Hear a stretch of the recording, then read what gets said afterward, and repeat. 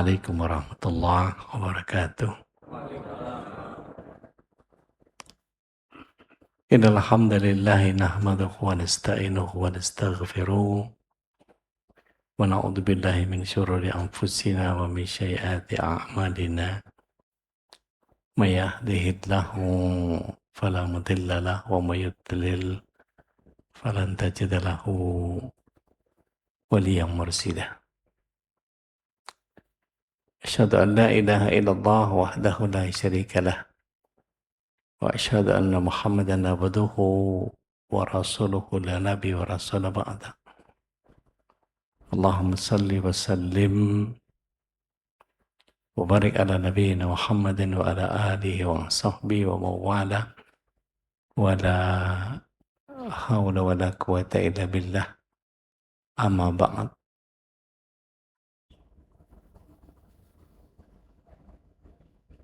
Bapak Ibu yang dirahmati Allah SWT, kebersyukuran adalah sebuah keniscayaan, dan salawat serta salam semoga senantiasa tercurah ke hadirat Rasulullah SAW, berikut para keluarga, sahabat, dan para pecinta risalah dan syariat beliau hingga akhir zaman. Mudah-mudahan kita yang hadir pada kesempatan pagi hari ini bisa menjadi bagian dari golongan orang-orang yang mendapatkan syafaat beliau kelak di akhirat. Amin.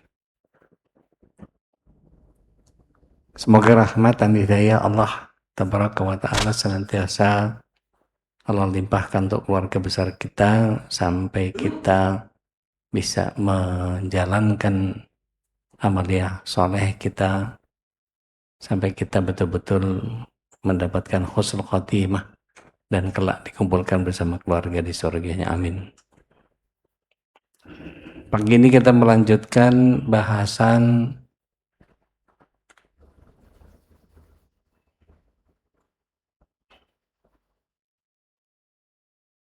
iman kitabullah atau Islam sui generis. Kita sudah sampai slide yang ke-15 kalau nggak salah. Ya. Rumah kuburan yang ada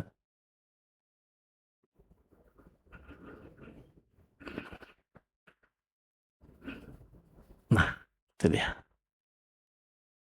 Jadi Abu Hurairah menyatakan bahwa Rasulullah SAW bersabda, jangan jadikan rumah kalian seperti kuburan. Sesungguhnya setan akan lari dari rumah yang di dalamnya dibacakan surah Al-Baqarah. Selain membaca, seorang muslim juga dituntut untuk mendengarkan bacaan ayat-ayat Al-Quran. Dengan mendengarkan bacaannya ayat-ayat Al-Quran ini, maka jiwanya akan tenang. Sebagaimana firman Allah Ta'ala di dalam surah Al-A'raf ayat yang ke-204, waladina idza fa'alu Al-Quran fastami'u lahu wa ansitu la'alakum turhamun. Waladina idza Waalaikumsalam. Abdullah bin Mas'ud menyatakan bahwa Rasulullah SAW bersabda kepadaku, bacakanlah Al-Quran atasku. Maka aku berkata, bagaimana cara aku membacakannya sedangkan ia diturunkan atasmu? Kata Rasulullah SAW, sesungguhnya aku senang mendengarkan dari orang lain. Maka lalu aku membacakan atas beliau surah An-Nisa sampai pada ayat, maka bagaimanakah halnya orang kafir nanti jika kami datangkan seorang saksi atau rasul dari tiap-tiap umat dan kami datangkan engkau Muhammad sebagai saksi di atas mereka. Dan beliau bersabda, yakfi, cukup. Dan ternyata beliau mencucurkan air mata. Satu lagi yang kita perlu berinteraksi dengan Al-Quran adalah menghafal.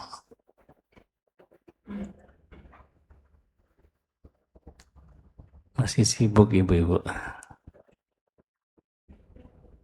Allah Ta'ala berjanji akan memelihara keutuhan Al-Quran dari segala penyimpangan, dan satu-satunya kitab suci yang terjaga dengan hafalan cuma Al-Quran. Tidak ada kitab suci yang lain yang dia klaim sebagai kitab suci yang bisa dihafal seperti sebagaimana Al-Quran. Tidak ada hafiz Bible, nggak ada. Nggak ada hafiz Taurat, nggak ada. Tapi hafiz Quran banyak sekali. Kalau kita di pesisir pantai utara, dari mulai Teluk Jakarta sampai ke Rembang, itu rata-rata rumah di situ minimal punya 1 orang penghafal Al-Quran. Minimal.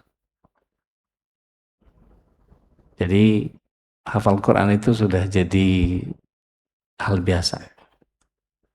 Nah, saya nggak tahu kalau di rumah antum yang hafal Quran ada berapa.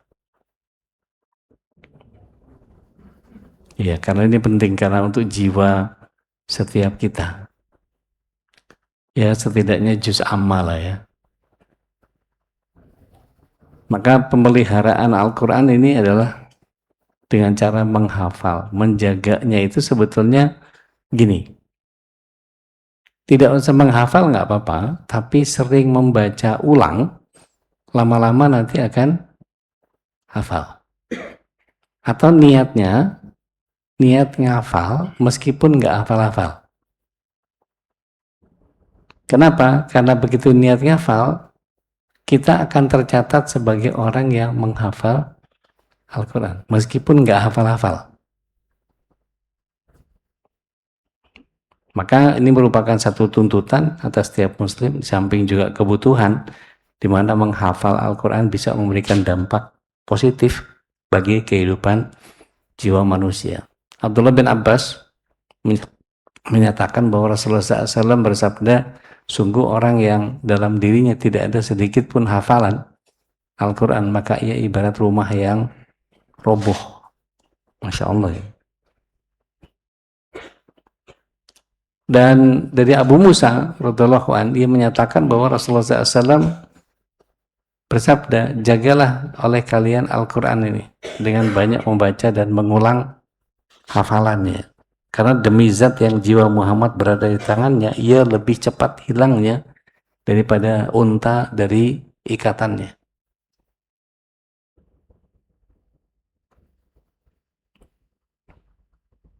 Selain membaca, mendengar, menghafal, Al-Quran bahkan perlu ditadabburi. Ditadabburi itu diambil pelajarannya. Dari kata ittibar, yang dipahami maknanya bisa meningkatkan kualitas keimanan dan ketakwaan kita kepada Allah Tabaraka wa Ta'ala. Dan Allah memerintahkan kita agar kita mentadaburinya dan berjanji akan menjadikan Al-Quran ini mudah untuk dicerna dan difahami buat hambanya. Di dalam surah As-Sad ayat yang ke-29, Allah SWT menyatakan, a'udzubillahi minasyaitonirrajim, ini adalah kitab yang kami turunkan kepadamu penuh dengan keberkahan supaya mereka mentadaburi ayat-ayatnya dan supaya orang yang mempunyai pikiran bisa mengambil pelajaran. Jadi kalau Anda mau ngambil pelajaran, nggak punya pikiran. Dan Allah juga berfirman di dalam surah Al-Qamar, diulang sampai 4 kali. A'udzubillahi minasyaitonirrajim, wa laqad yassarnal Qur'ana lidzikri fahal min mudzakir. Di ayat 17, ayat 22, ayat 32, ayat 40.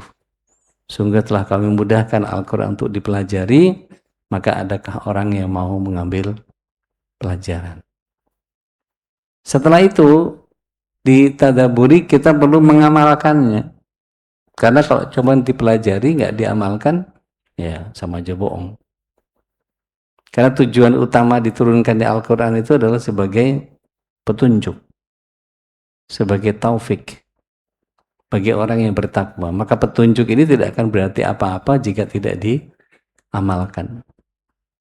Makanya mengamalkan isi dan kandungan Al-Quran adalah sebuah kewajiban bagi seorang muslim. Di surah Al-An'am ayat yang ke-155 Allah SWT menyatakan a'udzubillahi minasyaitonirrajim, dan Al-Quran ini adalah kitab yang kami turunkan yang diberkahi, maka ikutilah ia dan bertakwalah agar kalian diberikan rahmat.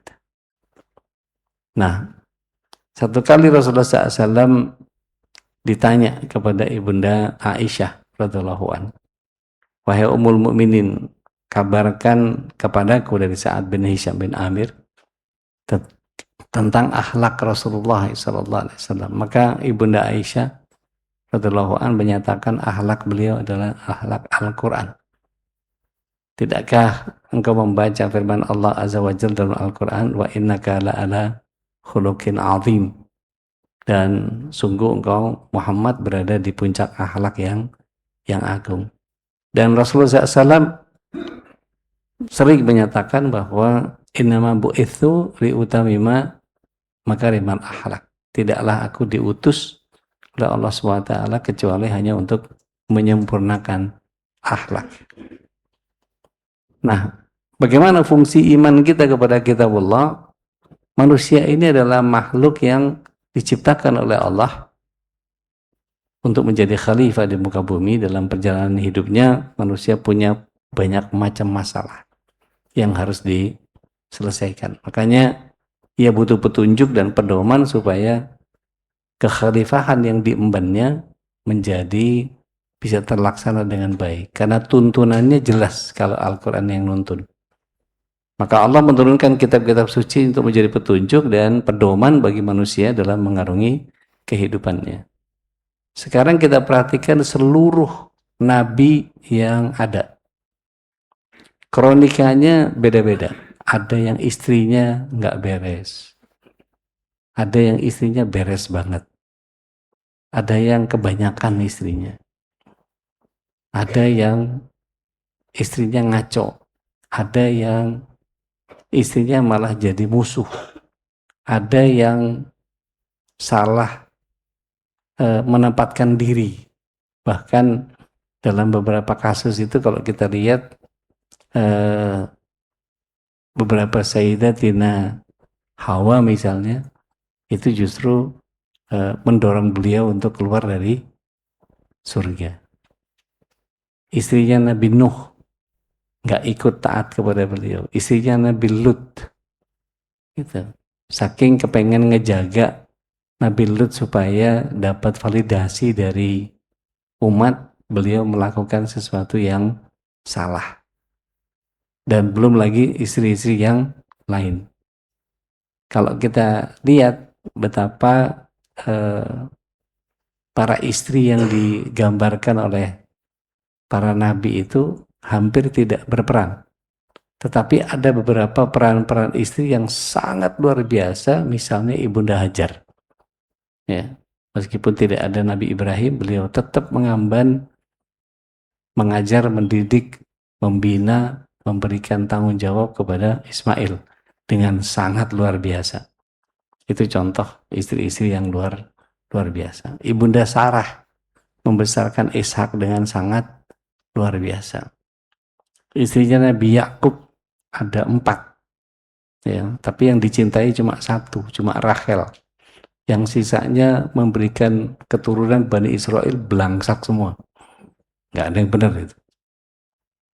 Tapi yang 2, Bunyamin sama Yusuf, itu yang kemudian paling disayang sama beliau.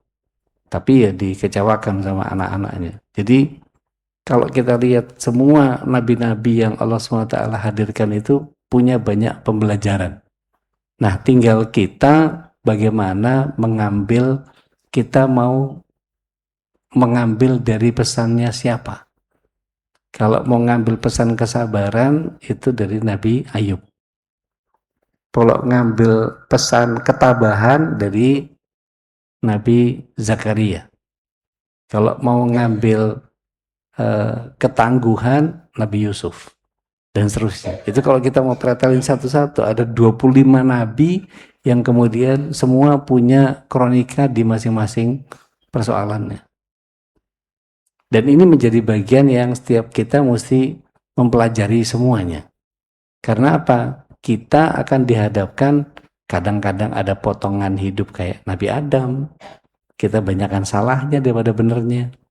Kadang-kadang ada potongan kehidupan kayak Nabi Ibrahim misalnya, kita harus berhadapan sama kondisi yang sangat tidak menyenangkan. Kita mesti berhadapan sama situasi-situasi nabi-nabi yang lain. Mungkin tidak ada satupun dari kita yang punya kedudukan kayak Nabi Sulaiman ya. Ada nggak sih? Nggak ada kayaknya. Nabi Sulaiman itu satu-satunya nggak bisa ditiru soalnya. Dia punya pasukan jin, punya pasukan angin, punya pasukan binatang, dan bisa ngobrol sama semut. Itu kan keren, Pak. Kalau kita kan dengar cicak udah ribet sendiri itu gitu. Nah, maka ketika kitab suci ini diturunkan oleh Allah SWT punya persamaan dan perbedaan.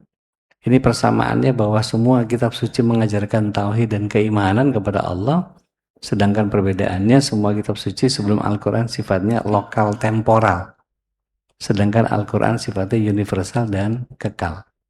Jadi kalau yang sebelumnya Zabur, Taurat, Suhuf, Injil itu domainnya hanya untuk Bani Israel di masanya. Tetapi Al-Quran itu berlaku universal dan global. Jadi dia integrated system of life.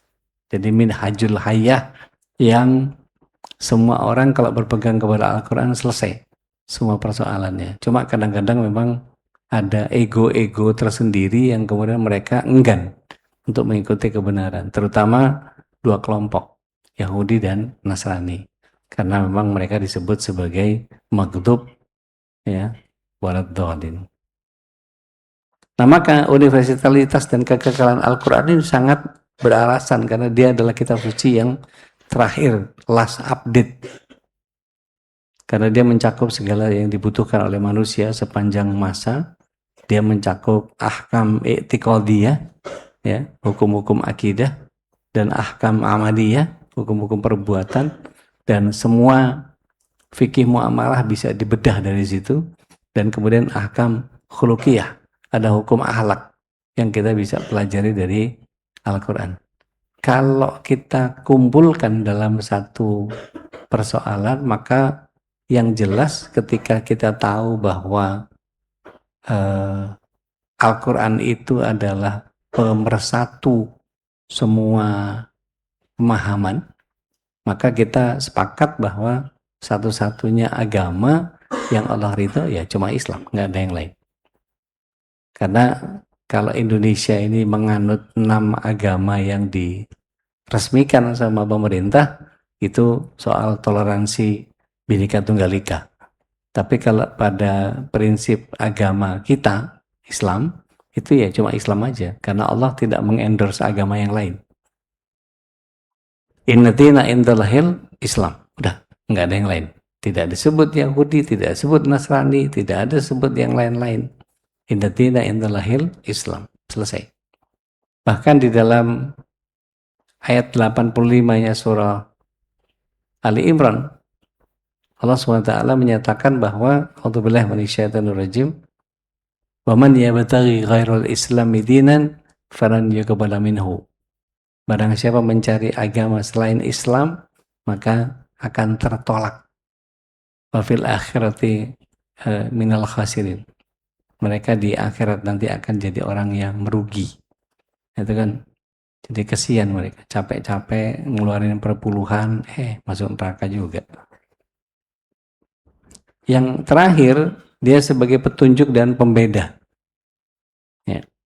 Artinya ketika Allah menurunkan Al-Quran ini kepada kita dengan sebenarnya, membenarkan kitab-kitab yang telah diturunkan sebelumnya dan menurunkan Taurat dan Injil sebelum Al-Quran untuk jadi petunjuk bagi manusia, dan dia menurunkan Al-Furqan, pembeda, ya, dan sungguh orang kafir terhadap ayat-ayat Allah memperoleh siksa yang berat, dan Allah Maha Perkasa lagi punya balasan atau siksa. Kalau kita lihat di surah Ali Imran ayat 3 ayat 4-nya. Saya ingin belok ke materi yang kurang lebih sama, yaitu salah obat. Apa itu salah obat? Saya barusan kirim ke Pak Boy. Oh, belum baca ya? Nggak apa-apa.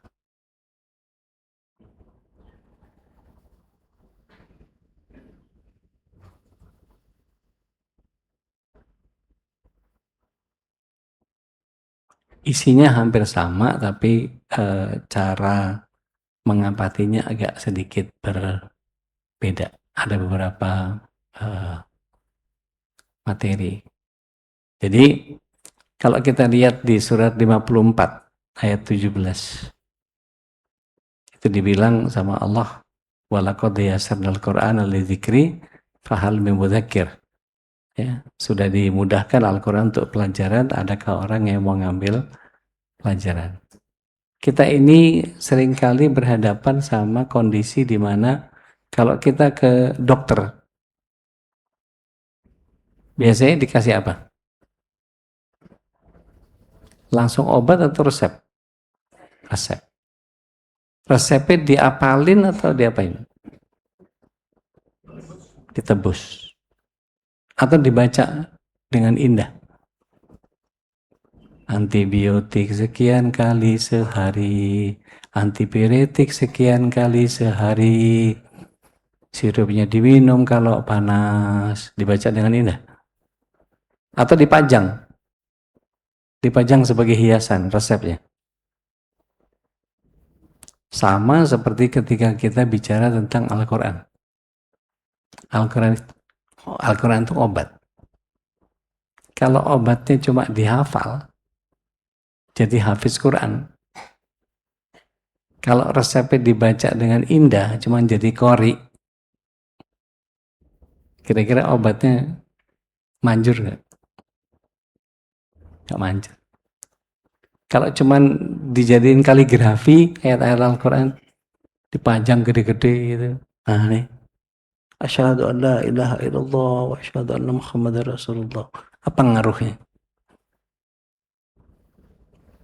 Yasin ditaruh di ruang tamu, Al-Fatihah taruh di atas pintu. Apa manfaatnya? Nggak ada, cuman hiasan doang. Nah selama ini kalau di tahun 98 banyak tuh yang pakai beginian. Muslim, biar nggak dirusuhin. Target hidup kita apa sebetulnya? Sukses atau kaya? Sukses. Mulia? Mulia. Ridhonya Allah? Ah, baru belok. Disenangi sama Allah? Iya. Disayangi sama Allah? Iya. Dicintai sama Allah? Iya. Mardatillahnya itu. Kira-kira hubungan kita sama Al-Quran seberapa kuat sampai Allah bisa sayang banget sama kita itu? Karena Allah sudah kasih Al-Quran, terus kita tidak berinteraksi dengan Al-Quran, gimana caranya Allah ngelihat kita sayang sama Allah? Artinya kalau pedoman hidupnya adalah Al-Quran, yang dijadikan peta kehidupan adalah Al-Quran, kan kita tahu bahwa Al-Quran itu juklak ya. Juklak itu petunjuk pelaksanaan. Nah sedangkan juknisnya adalah hadis. Tolong ajarkan ke saya bagaimana sholat 5 waktu versi Quran. Coba, ajarkan ke saya. Gimana caranya? Ketemu nggak dalilnya? Dalilnya ada? Detail? Enggak. Karena cuma juklak. Disuruh sholat 3 waktu. Pagi, siang, malam. 3 waktu cuma. Makanya di Lombok ada Islam waktu telu. Jadi cuma sholatnya pagi, siang, malam. Di Al-Quran cuma waktu 3.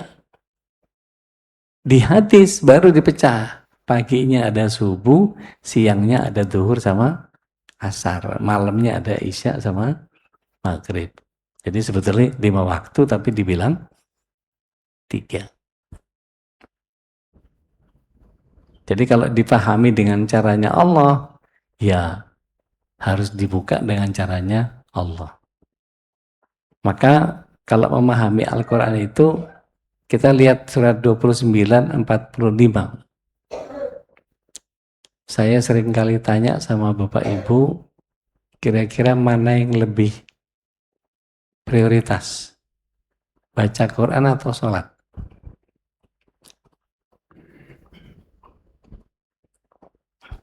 Mana yang lebih prioritas? Tetot. Coba baca. Surat 29 ayat 45. Baca Quran atau sholat? Baca Quran dulu, Pak. A'udzubillahi minasyaitonir rajim. Utlu ma uhiya ilaika minal kitab wa aqimis shalah. Baru dirikan sholat setelah baca Quran. Sekarang saya tanya, kalau surat 29 ayat 45 itu utlu ma uhiya ilaika minal kitab. Fiilnya fiil apa itu? Amr. Fiil amr berarti hukum dasarnya apa? Wajib. Berarti judulnya membacanya. Wajib bagi kalian membaca Al-Quran dan kemudian baru laksanakan sholat. Gitu bacanya, Pak. Jadi baca Quran itu lebih wajib daripada sholat. Lah kan sholat kan baca Quran. Baca Al-Fatihah itu kan bukan Quran. Jadi harus baca Quran dulu. Baru dirikan sholat. Baru sholatnya menjadi tanha anil fahsya iwal mungkar. Kalau Al-Quran dia nggak dipelajari, cuma ngandelin sholat doang. Al-Quran dia nggak dipelajari, nggak dibaca, nggak diutlu, nggak ditelaah, nggak tolaah dia, nggak ditelaah. Maka ya sudah, sholat mas sholat, korupsi. Disumpahnya pakai Quran, sumpah jabatannya. Tapi apa yang terjadi? Korupsi jalan terus. Kita berantas korupsi, mulai dari dia. Maksudnya mulainya. Kan kacau. Dan baru dikatakan sebagai waladikrullahi akbar. Sholat itu dzikir yang paling besar. Kalau dibaca Qurannya dulu. Gitu. Jadi syarat utamanya adalah baca Quran itu wajib.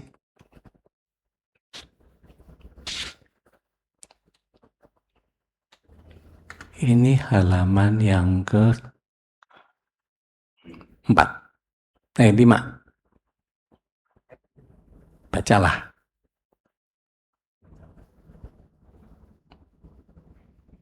Ada. Nah, bacalah apa yang telah diwahyukan kepadamu. Jadi bacalah itu kalau bahasa kita, lah itu fiilnya amr. Fiil amr itu kalimat perintah. Jatuhnya wajib.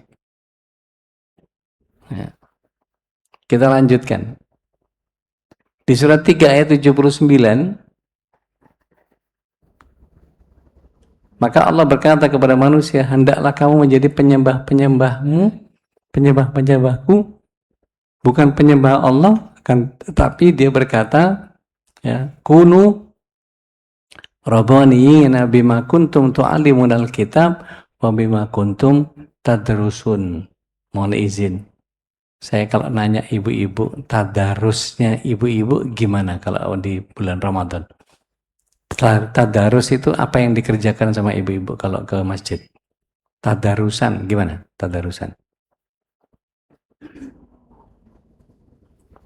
Baca gantian? Udah.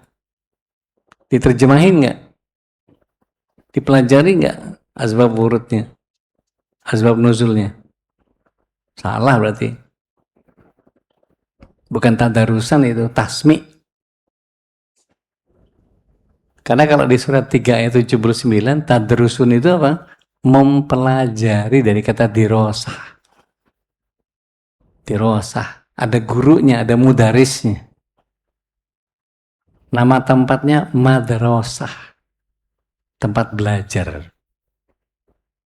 Jadi kalau tidak ada dirosahnya, tidak ada pelajarannya, ya berarti bukan tadarus. Cuman namanya doang tadarus.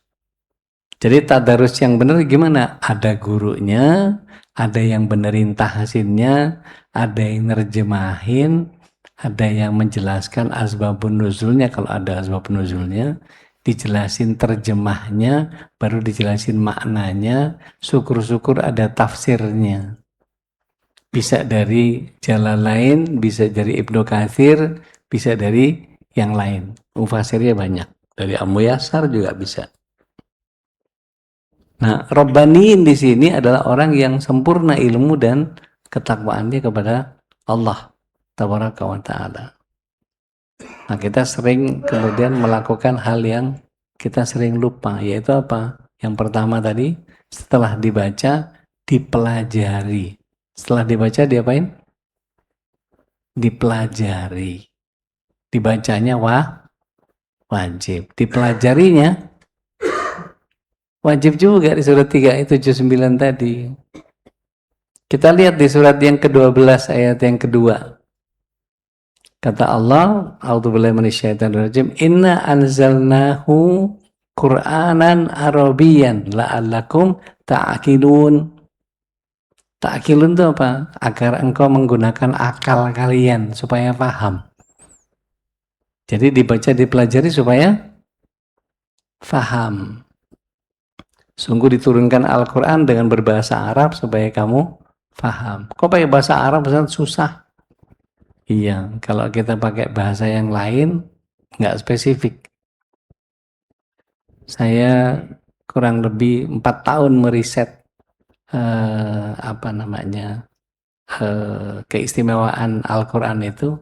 Kalau dibaca dengan makhrajul huruf di lisan kita, tubuh kita itu merespon dengan stimulation pressure yang mengaktifkan seluruh simpul saraf yang ada di rongga mulut kita itu lewat batang otak nomor 5, nomor 9, nomor 10. Itu kemudian menyebabkan dua kelenjar, pineal dan pituitari, itu berinteraksi, menyebabkan banjir dopamin. Makanya orang selesai baca Quran itu kayaknya tenang, menjadi bahagia, menjadi teduh, menjadi nyaman, gitu. Atau kita berbahasa, kita baca Quran, kita murojaah, kita berdoa, atau kita baca sholawat, atau kita membaca sesuatu dalam bahasa Arab yang kita ambil dari Al-Quran dan Sunnah, itu biasanya menyebabkan ketenangan, karena efek itu. Gitu. Belum selesai sampai situ, yang terjadi pada tubuh kita ketika kita melafazkan makhrajul huruf dengan tepat, ternyata vocal cord kita, getaran pita suara kita, itu mempengaruhi seluruh organ tubuh kita. Coba bandingkan jumlah organ tubuh kita dengan jumlah huruf hijaiyah. Makanya kalau dibaca dengan mujawad, dibaca dengan panjang pendeknya huruf, itu kemudian menjadi tidak hanya berbeda makna, tetapi menjadi kekuatan untuk setiap kekuatan untuk setiap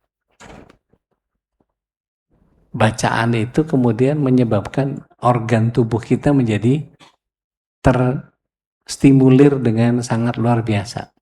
Menurut penelitiannya Pak Andi Muhammad Ruki Santoso dikatakan ain untuk ginjal, gha untuk paru-paru, kha untuk jantung, dan seterusnya, dan seterusnya, dan seterusnya. Dan itu jadi bagian yang sangat luar biasa kalau kita baca dengan mujawad.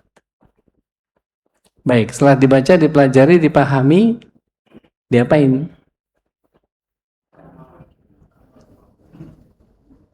Iya, kalau di bahasan ini setelah dibaca, dipelajari, kita diamalkan. Di surat 61 ayat yang ketiga, Itu Allah SWT menyatakan kabura maqatan 'indallah an taqulu ma la taf'alun. Amat besar kebencian di sisi Allah kamu mengatakan apa yang tidak kamu kerjakan. Cuman baca doang, tapi isinya nggak kita kerjakan. Nah, ini Allah marah betul sama kita. Kemudian apa urutannya? Setelah dibaca, dipelajari, difahami, diamalkan, sampaikan. Entah ke kucing, entah ke kaca, entah ke istri, entah ke anak, entah ke diri sendiri, pokoknya sampaikan. Nggak harus nunggu jadi ustadz. Sampaikan saja. Bisa ke tulisan, bisa ke buku kita, bisa ke catatan, sehingga kita menyampaikan, sehingga otak kita terolah untuk terbiasa menyampaikan ayat. Pakai HP pasang status bisa nggak? Bisa kalau mau. Masalahnya mau apa enggak? Di surat 3 ayat 187 Allah SWT menyatakan bahwa itu bayinan lahu linnasi wala taktumunah. Hendaklah kamu menerangkan isi kitab itu kepada manusia dan jangan kamu menyembunyikannya. Jadi kita mesti menyampaikannya. Jangan sampai jadi setan bisu gitu. Kemudian apa lagi? Diulangi. Diulang-ulang. Baca, pelajari, pahami, amalkan, sampaikan, catat, ulang terus, balik lagi. Gitu aja terus polanya. Sehingga kita bisa memahami bahwa oh ayat ini untuk ini, ayat ini untuk ini, ayat ini untuk ini, dan seterusnya. Maka pengulangan-pengulangan bahkan tadi di surat 54 ayat 17, ayat 32, ayat 22, 32, 40 itu 4 kali diulang. Sudah dimudahkan Al-Quran untuk dipelajari. Adakah orang yang mengambil pelajaran? Itu sampai 4 kali Allah bilang begitu. Artinya apa? Udah ndablek banget kita ini. Diulang-ulang sampai 4 kali enggak juga gitu. Kata fabi ai ala'i rabbikum tukadziban dalam surah Ar-Rahman berapa kali? 31 kali. Kenapa mesti diulang sama Allah SWT? Untuk supaya memahami bahwa nikmat Allah yang mana yang kita dustakan. Maka setelah diulang-ulang biar apa? Di dalam surat 17 ayat 41 supaya ingat. Dikatakan walaqad sarrafna fi hadzal Qur'an ya, liyadhakkaru amama yaziduhum illa nufura. Dan sungguh dalam Al-Quran ini kami ulang-ulang peringatan-peringatan ini agar mereka selalu ingat, liyadhakkaru. Dan ulangan peringatan itu tidak lain hanya menambah mereka dari lari dari kebenaran. Jadi malah ngacir orang. Banyak yang takut malah. Disuruh ngulang-ngulang kabur. Ada berapa banyak anak-anak kita yang kabur dari pesantren? Karena merasa bahwa pesantren itu beban. Karena mereka menjadikan, ya nggak tahu, pesan orang tuanya kayaknya, kamu macam-macam tak pesantrenin kamu nanti. Loh, kok jadi malah pesantren jadi beban. Nah, kemudian ada yang terpenting, kita catat di surat 54 ayat 53 itu, disebut oleh Allah SWT, wa kullu saghirin wa kabirin mustator. Segala urusan yang kecil maupun yang besar ditulis. Jadi kalau cuma duduk, anteng gitu, nyimak, atau ngantuk, manggut-manggut, hilang, udah nggak kecatat. Kalau sudah begitu ya wis, mau bertahun-tahun ngaji akan sama efeknya. Kemudian begini, kalau misalnya kita tinggal sama orang tua, sama anak, sama pasangan kita, ada 4 orang nih. Kita ada pasangan, ada orang tua, ada anak. Tiba-tiba kebakaran. Yang kita selamatin duluan siapa?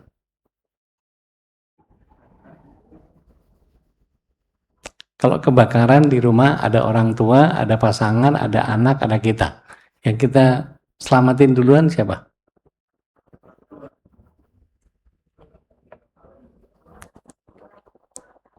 Eh?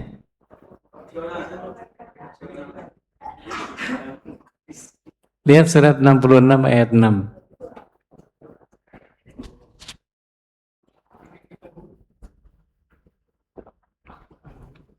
Kalau naik pesawat, Pak, kalau udara berkurang, turun masker oksigen, bantuin orang dulu atau pasang dulu? Kita dulu. Jadi kalau ada kebakaran, kita dulu yang nyelamatin diri dulu. Ambil selimut, basahin, habis itu kerukupan, baru selamatin siapa yang paling lemah. Bisa orang tua, bisa pasangan kita, bisa anak kita. Kalau orang tua bisa dibangunin, Pak, bangun, Bu, bangun, kebakaran. Nak, bangun, Bu, atau Mas. Tapi yang penting kita dulu selamatkan diri. Jadi kalau misalnya orang tua kita tidak bisa ngaji, anak kita tidak ngaji, istri kita tidak ngaji, kita aja dulu. Tidak usah ribet. Kita dulu aja. Kenapa? Karena kita nanti akan jadi pendorong keluarga. Kita yang akan menyelamatkan keluarga. Tidak bisa kita berharap sama pasangan, tidak bisa berharap sama orang tua, tidak bisa berharap sama anak. Kita dulu aja.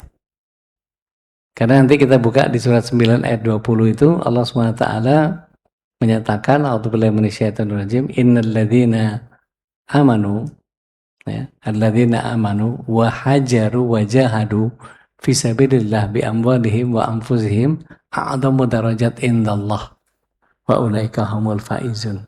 Jadi kalau kita mau, kita dulu yang pegang kunci surga, baru selamatin yang lain. Itu kalau kalau kita sayang sama keluarga. Kita buka surat 28 ayat 56, Pak. Rasul SAW itu tidak bisa memberikan hidayah kepada keluarga yang dia cinta. Innaka la tahdi man ahbabta, walakin Allah yahdi may yasha. Sesungguhnya engkau tidak akan pernah bisa memberikan hidayah kepada orang yang engkau cinta. Tapi Allah hanya memberikan hidayah kepada orang yang dikehendaki. Kalau di surat 88 ayat 22 dikatakan bahwa lasta alaihim bimusaitir. Kamu bukanlah orang yang berkuasa atas mereka. Jadi kita cuma minta hidayah aja sama Allah. Karena hidayah itu punya Allah. Jadi bagaimana targetnya? Baca Al-Quran itu wajib, setelah dibaca dipelajari untuk difahami untuk diamalkan, kemudian disampaikan, kemudian diulang-ulang, mudah diingat kalau dicatat. Ini pakem nih, Pak. Jadi targetnya gimana? Baca Quran itu wajib, setelah dibaca dipelajari untuk difahami untuk diamalkan untuk disampaikan, habis itu diulang-ulang, baru dicatat. Nah, ini boleh di capture, nanti simpen, di print, taruh di depan kulkas, gitu. Jadi diinget-inget terus sama kita.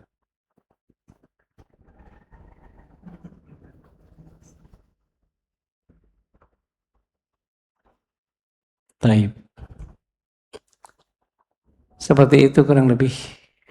Mudah-mudahan Allah ridho atas apa yang kita bahas pada kesempatan pagi hari ini. Jadi jangan sampai salah obat. Obatnya cuma dihafal, obatnya cuma dijadiin kaligrafi, obatnya cuma jadi dibaca indah, cuma dihafalin doang, tapi nggak diterapin dalam kehidupan. Akhirnya apa? Nggak tahu ayat yang mana yang dipakai buat ngejalani ini, ngelakuin ini dan seterusnya dan seterusnya. Wallahu a'lam bishawab. Ada pertanyaan monggo? Ya. Waalaikumsalam warahmatullahi wabarakatuh. Ini mengenai surat At-Tahrim Ya. ayat 6 Ustaz ya. At-Tahrim ayat 6. Itu tadi yang dibahas mengenai wahai orang-orang yang beriman, peliharalah dirimu dan keluargamu dari api neraka. Ya.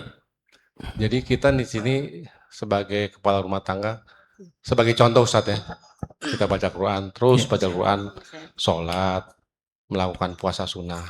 Itu kita contohkan kepada keluarga kita Ustaz. Ya.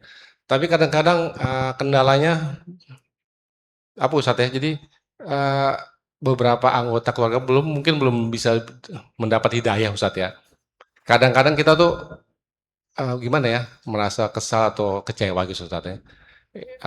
Itu bentuk ikhtiar kita, apakah kita selalu Ustaz, selalu maksudnya selain kita memberi contoh, kita juga memberi teguran.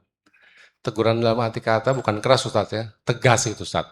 Karena kan segala sesuatu di akhirat nanti tanggung jawab ialah suami, bapak, atau kakek itu Ustaz ya. Itu gimana Ustaz? Makasih. Baik, bismillah. Assalamualaikum warahmatullahi wabarakatuh. Balik ke sini lagi Pak, punten. Ke yang target itu Pak Boy. Yang target. Baca Quran itu wajib. Setelah dibaca, dipelajari. Setelah dipelajari untuk difahami untuk diamalkan, disampaikan, diulang-ulang, dicatat. Yang ini Pak. Ini terapin dulu di keluarga kita. Bikin majelis Quran di rumah boleh nggak? Tiap hari apa? Sepakati. Kita ngaji tiap Jumat sore. Tiap Jumat sore pada asar. Atau nunggu anak-anak pulang dari kantor. Kita bikin ini. Soalnya masih ini pakai Zoom. Nggak ada cerita. Bisa.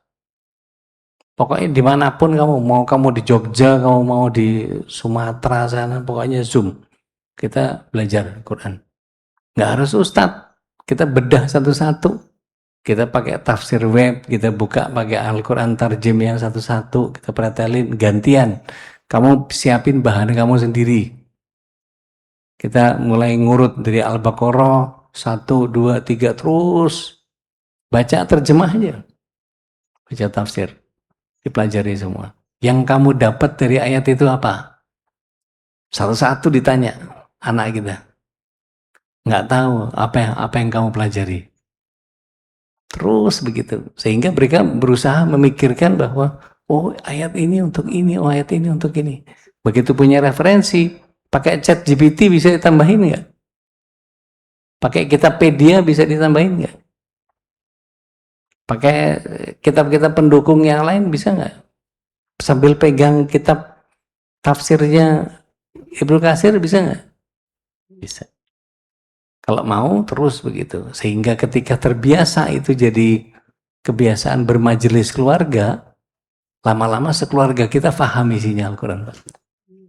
Asal kita mau membiasakan itu.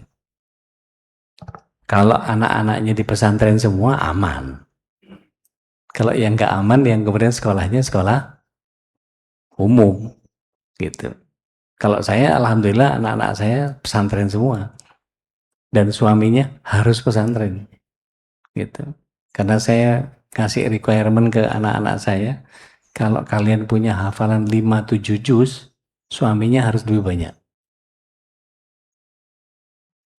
Dan anak-anak saya itu sampai sekarang baru 2 mantu saya, Pak. Mantu saya itu saya kasih syaratnya cuma gampang kok. Jelaskan ke saya 10 ayat, 10 hadis. Itu aja udah. Baru boleh nikah. Loh, serius? Iya, saya juga serius dengerin. Serius. Cuma itu. Bisa ngejelasin 10 ayat, 10 hadis, nikah. Belum itu? Belum. Makanya harus pesantren. Gitu. Yang maju banyak, Pak. Yang maju banyak. Saya mau nikahin anak Bapak. Oke. Boleh. Saya tanya, bisa nggak jelasin 10 ayat, 10 hadis? Waduh, kaing-kaing, Pak. Iya, mundur semua itu. Ada anak-anaknya teman-teman saya yang mereka tahu saya gitu. Waduh, anaknya udah sih cantik. Anaknya Ustadz Dodi cantik, cuman bapaknya bikin repot. Syaratnya 10 ayat, 10 hadis.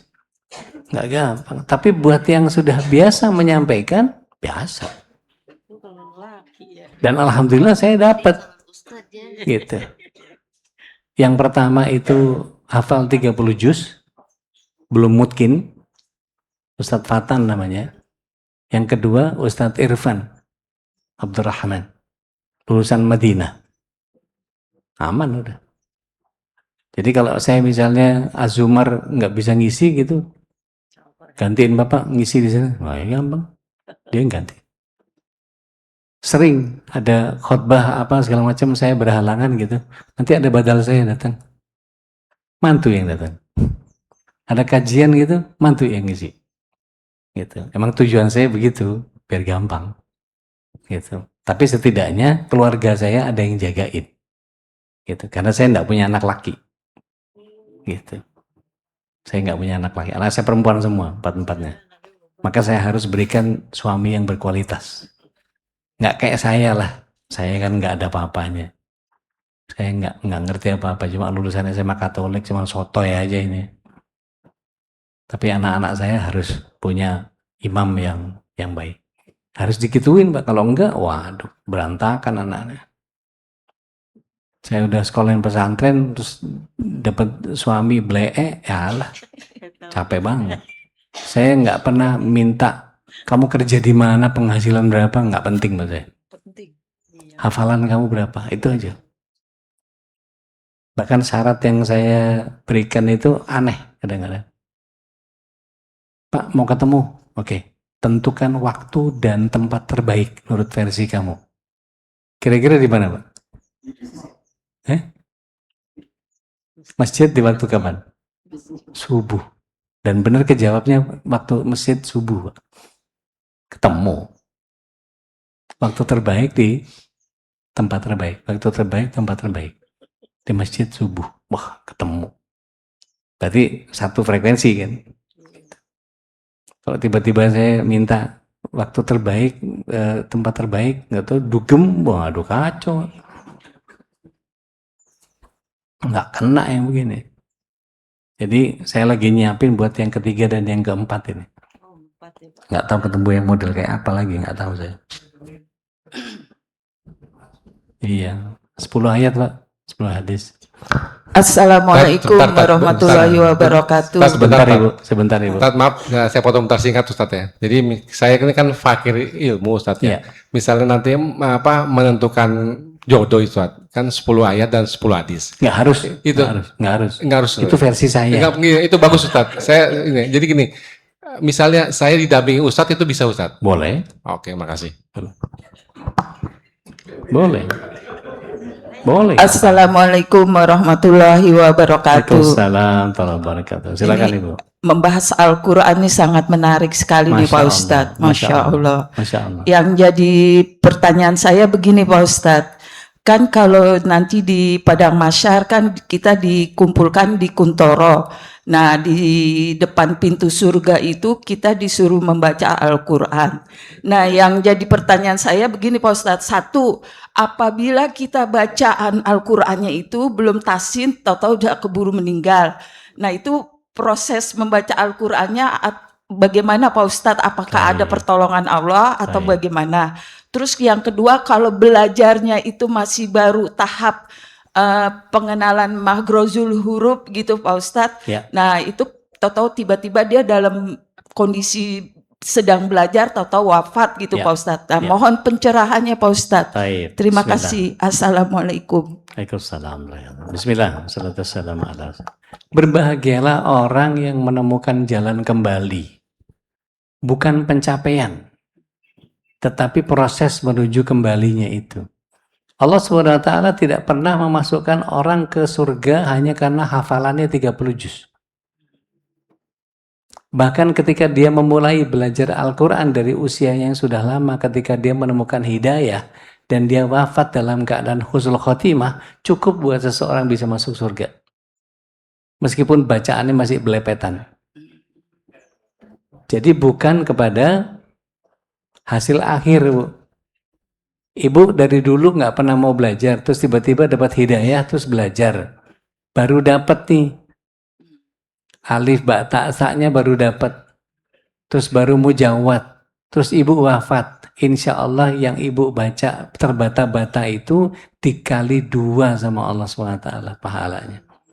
Apa yang ibu dapati. Karena Rasulullah SAW menyatakan barang siapa yang berurusan dengan Al-Quran sampai dia hafal, dia bareng sama malaikat. Tapi kalau dia yatata, dia terbata-bata, maka dia dapat 2. Nanti saya bahas tentang keluarganya Allah nanti. Yaitu siapa? Mereka yang berpegang kepada Al-Quran.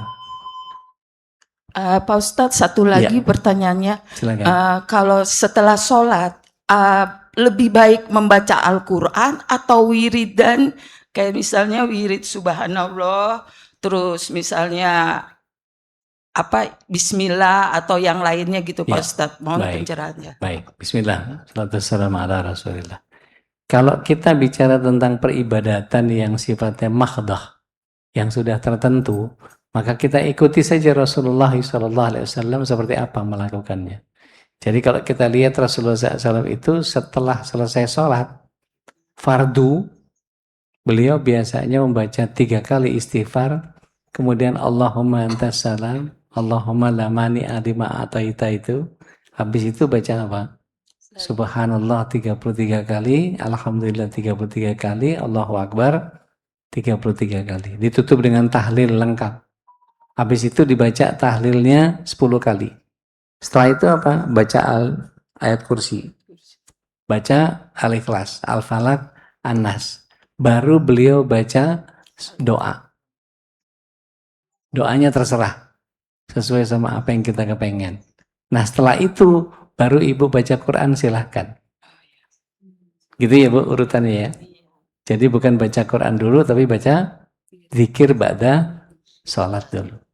Di waktu pagi setelah subuh itu baca zikir pagi. Yaitu hukumnya wajib. Di surat 7 ayat 205 dikatakan seperti itu. Nanti sore ba'da asar dibaca lagi yang zikir sorenya. Gitu. Itu juga wajib. Dalilnya sama, surat 7 ayat 205. Gitu. Nah nanti pada saat yang ibu punya kelengangan waktu, pagi ya bisa baca Quran. Maghrib bisa baca Quran. Setiap habis sholat ibu baca Quran, monggo silahkan. Tapi yang jelas ayat kursi jangan dilepas. Kurang lebih dalam sehari itu minimal 8 kali baca ayat kursi. 8 kali Bu. Ba'da sholat sekali, zikir pagi sekali, zikir sore sekali, sebelum tidur sekali. Jadi ayat kursi itu ada berapa? 8. Ya, 8 kali dibaca. Karena ada yang menyatakan, ulama yang menyatakan ayat kursi itu menyambung antara ayat kursi yang satu dengan ayat kursi berikutnya. Dia menjaga kehidupan kita. Wallahu a'lam. Ada lagi Ustadz. Bismillahirrahmanirrahim. Ya tadi kan dalam surat At-Tahrim yang tentang peringatan untuk menjaga keluarga dari api neraka. Ya. Kemudian Bagaimana jika kita udah mengingatkan ada di antara keluarga kita yang sudah paham bacaan bahkan banyak hafalan, tapi kemudian tertinggal nyentuh Al-Quran sekian, bahkan mungkin antara satu Ramadan dengan Ramadan plus gitu, enggak yang seperti dalam doa hatam Quran itu dia tidak mendapatkan rizki tilawahnya, warzukna tilawatil itu kan dalam doa hatam itu. apakah tidak mendapatkan itu? Apakah hambatannya karena terlalu ada kotoran hati atau apa? Itu satu. Dua, tentang apa yang dimaksud dengan ahlul Quran itu. Ya. Taib. Selalu hafal Quran atau gimana? Taib. Terima Bismillah. kasih. Bab Ahlul Quran nanti insya Allah di pertemuan yang akan datang ya Bu. Saya akan bahas di keluarga Allah nanti di pertemuan yang akan datang insya Allah. Tapi untuk yang orang-orang yang kemudian tidak mendapatkan kenikmatan berinteraksi dengan Al-Quran, mungkin caranya tidak ikut yang tadi itu. Kalau ikut yang tadi, insya Allah tadi bisa diikuti dengan cara yang sederhana, yang salah obat tadi itu. Yang saya bilang salah obat tadi.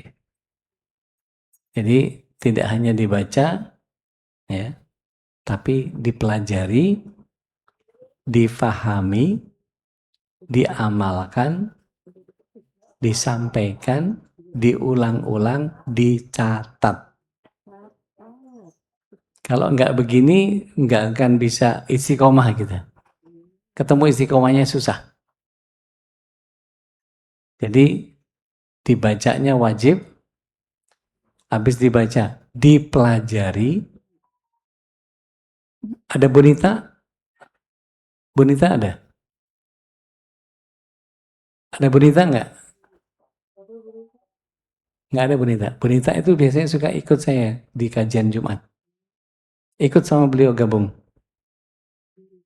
Bonita tuh tiap Jumat gabung sama saya, mempelajari, memaknai isi Al-Quran itu. Pakai Zoom, Bu. Ba'da subuh. Dari mulai 5:30. Kadang-kadang jam 6. Ada jadwalnya. Nah itu udah berlangsung sampai sekarang. Kalau Al-Qur'annya itu di mafhum Qur'annya udah sampai 87.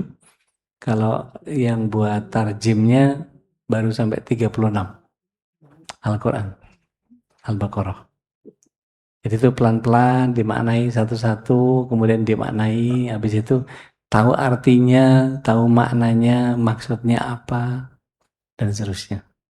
Dipetelin satu-satu. Kalau nggak begitu, kita nggak akan punya semangat. Kalau nggak ada temennya, kita kadang-kadang malas untuk baca sendiri. Nanti ketemunya Ramadan lagi, belum tentu ketemu tuh. Wallahu a'lam. Nanti insya Allah bab Ahlul Quran kita bahas di pertemuan yang akan datang. Kalau Pak Nanang ngundang lagi saya. Kalau nggak diundang ya mohon maaf. Ibu nanti main ke rumah saya aja. Ya, silakan. Silakan. Dinyalain aja, Pak. Saya mau numpang nanya Pak Ustadz, di mana di Al-Quran itu katanya korupsi berjamaah dibolehkan. Yang kedua Pak Ustadz, kemarin tanggal 27 Juni di Venezuela, orang-orang LGBT pawai langsung Pak Ustadz gempa bumi.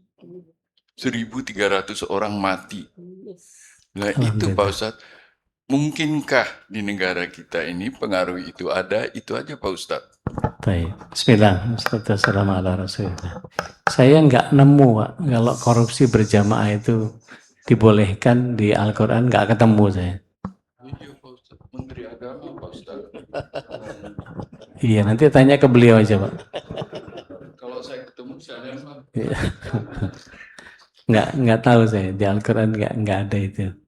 Terus kalau soal apa namanya LGBT ya itu dari mulai zaman Nabi Lut memang sudah ada, Pak, gejala itu. Kita memang disuruh merangi keberadaan LGBT itu sama kayak keberadaan setan.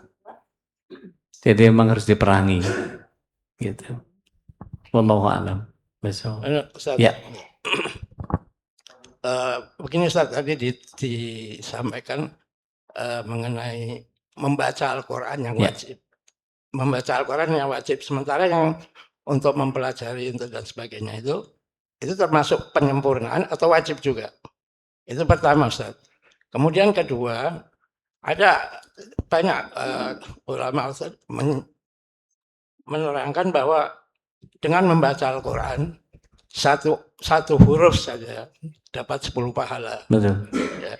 Kemudian karena banyak mungkin salah pemahaman, jadi mengutamakan untuk membaca Al-Quran, Betul. sementara yang lainnya tidak, seperti yang tadi mempelajari, mentadabbur dan sebagainya. Itu bagaimana, Ustaz? Baik. Bismillah. Wassalamu ala Rasulillah.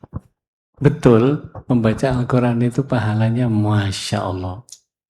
Dan itu menyebabkan seseorang akan tinggi di kedudukannya di surga sebanyak bacaan yang dia baca.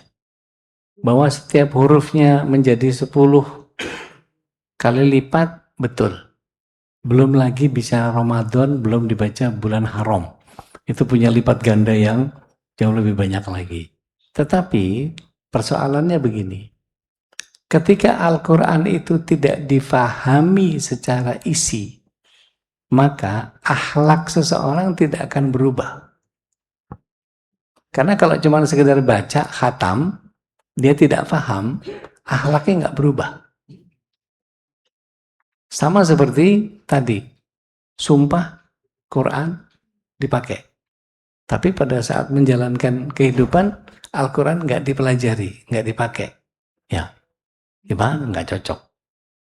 Nah, yang begini disebut, kalau kita dudukkan, kira-kira kedudukan seseorang di surga itu nanti berdasarkan akhlak yang paling tinggi, lebih mulia, atau bacaan Al-Quran yang lebih tinggi.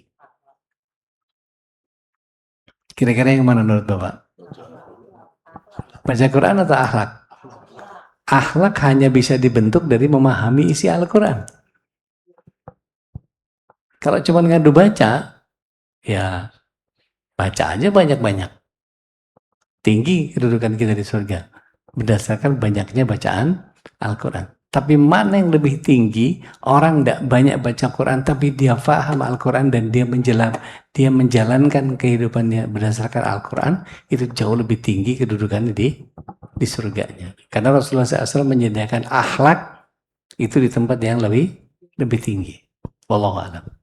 So, jadi kalau akhlaknya nggak mempelajari Al-Quran, ya nggak akan bisa berakhlak dia. Wallahu a'lam. Assalamualaikum Ustaz. Insya Ustaz, kalau kehidupan sehari-hari yang saya lihat ya Ustaz ya, masing-masing keluarga itu punya cobaan sendiri-sendiri gitu. Ya, pasti. Ada cobaannya anak, ada kesehatan, ada harta, ada macam-macam gitu, Ustaz. Nah, bagaimana sebetulnya? Apakah jadi sebetulnya yang sempurna yang kayak di sinetron itu hampir boleh dibilang nggak ada gitu loh Ustaz. Boleh dibilang, jadi gimana kita memaknai cobaan-cobaan itu sehingga cobaan itu bisa membuat kita jadi lebih dekat dengan Allah gitu Ustaz. Baik. Bismillah. Assalamualaikum ala Rasulillah. Bapak berkenan nggak buka surat 57 ayat 22? Saya lihat Bapak nggak pernah pegang Quran soalnya. Jadi susah memaknainya. Silakan dibaca surat 57 ayat 22 dan 23. Silakan dibaca. Minta ke Ustadz itu punya itu. Silakan dibaca. Nggak pakai kacamata lagi. 22 dan 23. Padahal anahuma bi'gharur. Terjemahnya coba. Terjemahnya coba. Oh, terjemahannya. Dengan sebab itu dapatlah ia menjauh. Dua-dua, Pak. Tidak satu bencana pun.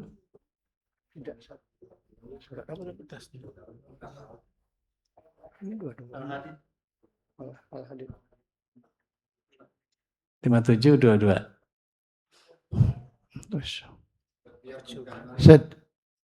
Setiap bencana yang menimpa di bumi dan yang menimpa dirimu sendiri, semuanya telah ditulis dalam kitab Lauhul Mahfuz sebelum kami mewujudkannya. Sesungguh yang demikian itu mudah bagi Allah. 23, agar kamu tidak bersedih hati terhadap apa yang luput dari kamu. dan tidak pula terlalu gembira terhadap apa yang diberikannya kepadamu. Dan Allah tidak menyukai setiap orang yang sombong dan membanggakan diri. Jadi kalau Allah SWT sudah ngatur kayak begitu, tiap orang pasti punya keresahannya. Ada yang anaknya bermasalah, ada yang istrinya bermasalah, ada yang keluarganya bermasalah, ada yang karirnya berantakan, ada yang usaha apa aja bangkrut. Ada yang sakit kayak nggak kelar-kelar. Habis ini, habis ini. Habis dari dengkul ke pinggang, ke punggung, ke pundak, terus saya muter. Mau diobatin kayak apa, sakit aja terus. Ternyata Allah sedang menggugurkan dosa-dosanya. Kalau dia tahu bahwa itu adalah rencana Allah yang terbaik buat dia tahu betul bahwa Allah sedang memperbaiki diri saya. Maka dia pasrah dengan keadaan di mana Allah sedang memperbaiki kehidupan saya dengan cara seperti ini. Ini sudah ada di 50.000 tahun yang lalu sejak Lauh Mahfuz didesain, nama saya itu ya begini ini. Supaya apa? Supaya tidak terlalu sedih terhadap apa yang luput, udah ditakdirkan sama Allah, dan tidak terlalu gembira kalau misalnya dapat sesuatu. Ibu-ibu kalau arisan, biasanya kan bagian terakhir sesi arisan itu operasi plastik. Operasi plastik itu rayahan, Pak. Tahu rayahan? Ngumpulin makanan di plastik. Itu operasi plastik. Terus kemudian begitu dia menang cepat sama yang lain, dia bilang apa? Rezeki anak soleh. Sombong nggak itu? Itu namanya kemaru. Namanya serakah itu. Nah itu nggak boleh yang begitu. Karena apa? Anak yang soleh nggak gitu. Itu ngaku-ngaku soleh itu. Artinya ketika kita tahu menempatkan diri, ini rezeki anak soleh. Sesoleh apa kita sampai punya rezeki kayak begitu? Apakah kemudian jadi berubah gara-gara kesolehan kita? Kan enggak. Artinya gini, tidak satu pun dari ibadah kita yang menyebabkan kita pasti diterima sama Allah SWT. Tetapi yang menyebabkan ibadah kita diterima itu karena maha sempurnanya rahmatnya Allah. Jadi mau sehebat apa kita zikir, mau sebanyak apa kita tahajud, mau sebanyak apa kita wirid, nggak ada yang hebat. Yang hebat adalah bagaimana Allah menyempurnakan rahmatnya dan Allah menerima amaliyah kita. Kalau kita mau hitung-hitungan, Pak, ngadu cacat, nggak ada yang benar dalam gitu, Pak. Nggak beres semua. Nih, mau izin nih. Dihadirkan Al-Quran, Bapak suruh baca, rapi nggak bacanya? Kira-kira kalau di Ponten berapa tuh? Kalau bukan karena rahmat Allah yang maha luar biasa rahmatnya, maha sempurna, nggak mungkin bisa diterima. Karena apa? Secompang-campingnya ibadah kita, Allah terima rahmat kita. Karena apa? Ketulusan hati yang dilihat sama Allah. Bukan hebatnya bacaan. Apakah setiap kali Ustadz kita baca ayat terus kemudian beliau yang paling diterima sholatnya? Belum tentu. Bisa jadi orang yang ketiga di belakang yang kena. Karena dia lebih tumakninah. Mungkin karena osteoporosis. Mungkin karena kolesterolnya tinggi. Karena pelan-pelan tumakninahnya lebih dapat.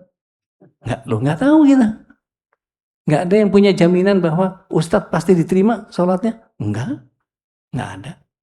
Kalau kita baca kitab Tanbihul Ghafilin, itu malaikat rahmat itu mencari orang yang diterima sama Allah SWT sholatnya. Maka semua orang yang berjamaah diterima berdasarkan tingginya perolehan yang dia dapatkan dari Allah SWT. Bukan baiknya bacaan. Mungkin sebagian kita ada yang komplain, Ustadz bacanya lama banget. Padahal ada orang yang sangat menikmati bacaan itu sehingga dia baru dapat.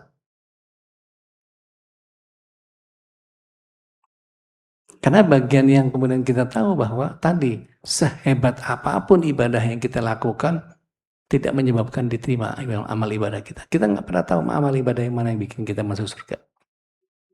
Tapi pastikan bahwa setiap amal yang diterima sama Allah SWT hanya karena maha sempurnanya rahmatnya Allah. Di situ kita bisa melihat, wah ini kalau bukan karena Allah nggak diterima amal saya mah. Bisa dipahami ya? Jadi tiap orang pasti punya permasalahan. Gitu. Dan jangan pernah gentar dengan itu. Saya bisanya cuma begini. Ya udah jalankan saja. Karena apa? Islam yang minhajul hayah yang luar biasa ini kita cuma disuruh fattaqullaha mastata'tum. Bertakwalah semampumu. Mampunya kita begitu, ya udah. Andalkan saja itu. Tinggal kita tadi tidak ada satupun ibadah kita yang bisa kita pertanggungjawabkan kepada Allah untuk pasti diterima. Tapi yang memastikan bahwa ibadah kita diterima adalah maha sempurnanya rahmatnya Allah. Di situ kunci. Wallahu a'lam. Ya. Masalah ini Ustaz, saya pernah dengar kajian itu di TV ya. Bahwasanya ilmu tajwid itu hukumnya wajib. Ya. Kita belajar. Karena dampaknya kalau kita tidak mau belajar, kita bisa salah baca Al-Quran malah berdosa. Benar ya Ustaz? Betul. Betul. Jadi gini Pak, dosanya orang yang nggak mau belajar itu tidak bisa dihapus dengan istighfar. Nggak bisa dihapus dengan istighfar, karena dia nggak mau belajar. Kecuali dia berusaha untuk belajar tapi nggak bisa-bisa, itu kemampuan. Pernah nggak sholat di Jogja, ngalhamdulillah ngirokim ngalamin, loh pernah nggak? Ya memang mereka begitu. Lidahnya tebal. Nggak bisa disuruh alhamdulillahirabbil alamin. Nggak bisa. Karena emang lidahnya tebal. Oh alhamdulillah. Alhamdulillah dari mana kaknya? Kalau kita baca alhamdulillah pakai ha bukan pakai ka. Akhirnya kemudian transliterasinya jadi KH. Kan jadi repot. Alhamdulillah, jadi beda lagi bunyinya. Tapi mereka mampunya begitu. Ya itu kemampuan mereka. Itu yang saya bilang deh. Fattaqullaha mastata'tum. Bertakwalah sesuai dengan kemampuan. Makanya kalau saya tadi sholat sambil duduk, sebetulnya saya kecewa sama pahala saya. Karena setengah. Orang pahala sholat duduk itu setengah dari yang berdiri. Karena apa? Kaki saya bengkak edema karena habis gagal ginjal tuh habis cuci darah, kaki saya bengkak, nggak bisa duduk di bawah. Ya, saya terima konsekuensi saya dong. Dapat setengah, ya udah, dinikmatin aja gitu. Ya emang bisanya begitu, mampunya begitu, ya udah, gitu. Jadi betul bahwa kemudian kalau orang tidak mau belajar tajwid itu jadi bersalah, iya. Orang tidak mau belajar itu dosanya nggak bisa dihapus dengan istighfar. Karena dia harus belajar. Gitu. Tapi bahwa kemampuan dia mentok di bagian yang dia pelajari ya bisanya cuma sampai situ, ya sudah. Sama kayak tadi saya bilang, kita berusaha ngafal, tapi nggak hafal-hafal. Tapi setidaknya proses yang kita kerjakan adalah kita sedang menghafal, meskipun nggak hafal-hafal, gitu. Jadi prosesnya pada ikhtiar kita, bukan pada hasil pencapaian. Yang kayak ditanya sama ibu yang awal tadi, gitu ya. Kita tutup dengan alhamdulillah, alhamdulillahirobbilalamin. Kita tutup dengan kafarat majelis. Subhanaka Allahumma bihamdik, nasyhadu an la ilaha illa anta, nastaghfiruka wa natubu ilaik. Billahi bisabil haq, akhirat da'wana alhamdulillahi rabbil alamin. Assalamualaikum warahmatullahi wabarakatuh.